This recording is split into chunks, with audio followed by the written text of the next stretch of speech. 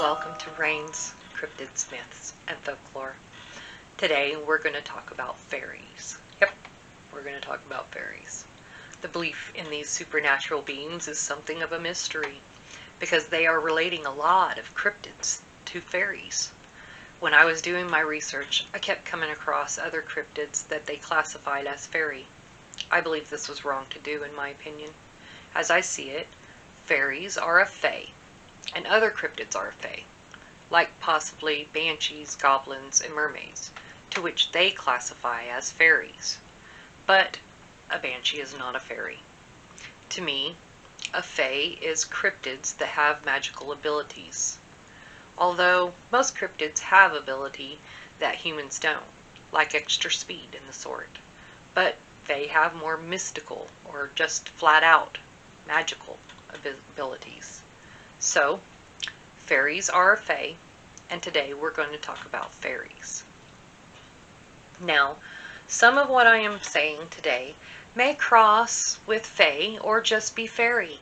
As I said, it was hard to tell the difference, except when they had descriptions, but I will give my thought on if it's fae or fairy.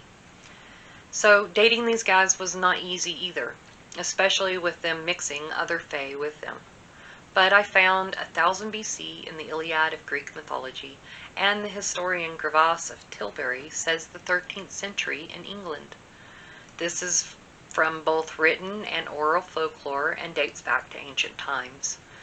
We have descriptions as well, yes and no. Let me explain. There is literature from all over the world that have tales of these mythical creatures having interactions with humans. The depictions of fairies in children's stories rest largely in folklore traditions, at least in the older stories. Of course, I'm sure they have been sweetened up over the ages.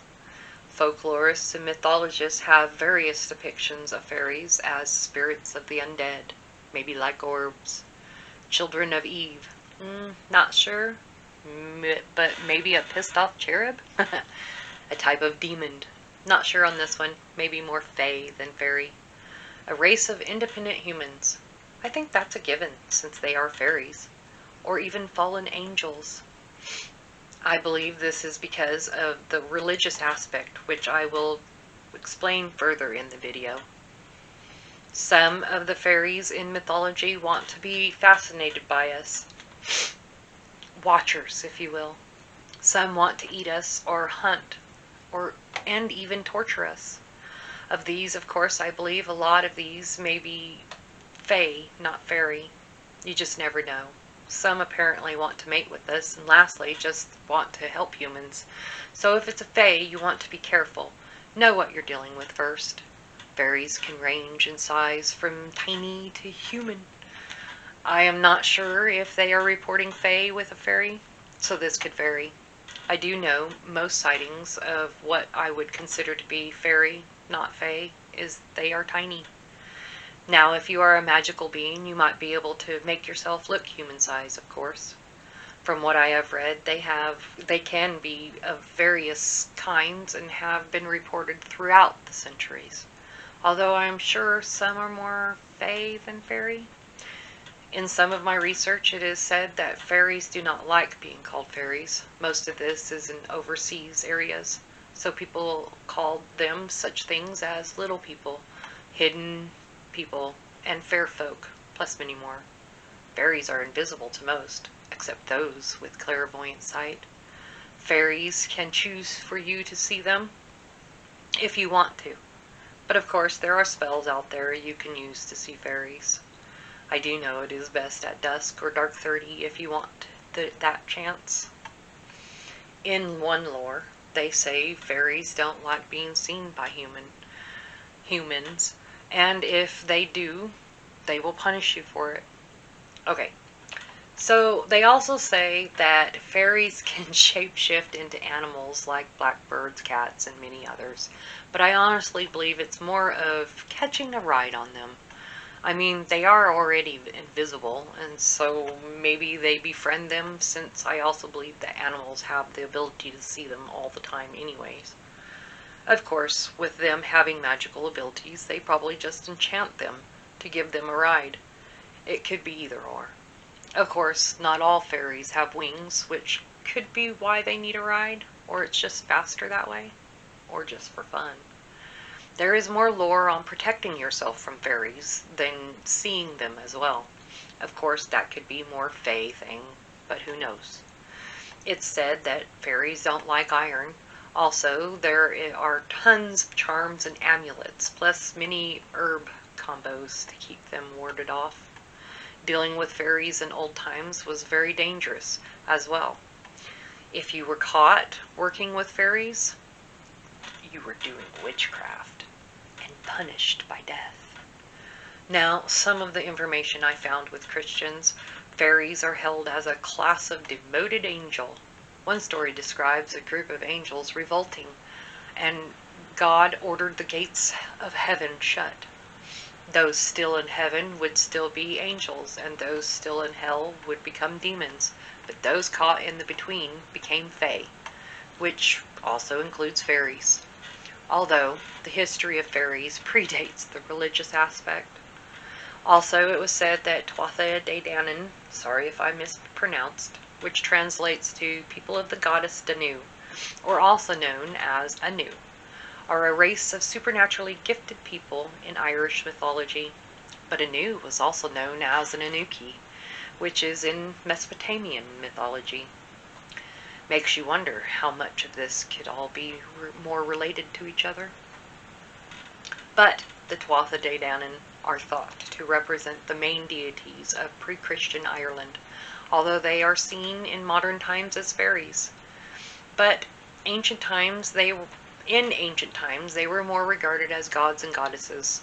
It was said that after losing many battles, they chose to withdraw and become invisible, along with creating the fairy mounds. Now, fairy rings. According to the legend, a fairy ring is a ring of mushrooms. In some lore, they had an air of bad luck surrounding them. Of course, if you have fear for something you cannot control, you're going to make it out to be something bad. In other traditions, they are considered lucky, with it possibly marking treasure that could only be found with the help of a fairy or a witch. It's possible, but I definitely believe they are lucky, in my opinion. Also, it is very unwise to disturb a known fairy dwelling, as they can be vengeful. One man tried digging on a fairy mound and ended up blind for it. But of course, like I said, if they are feared and cannot be controlled, they often also get blamed for everything, like crop problems, which includes dead crops, blight, and drought, plus serious illnesses, especially on children, and, as mentioned before, blindness. This is what I have found on fairies, and I will continue my research and update when I can.